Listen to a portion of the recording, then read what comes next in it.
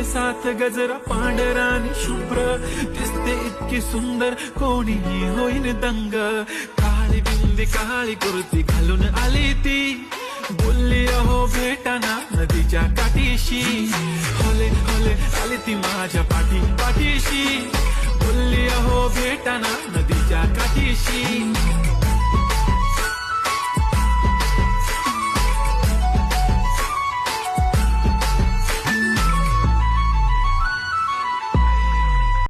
हिरवा पिवळा रंग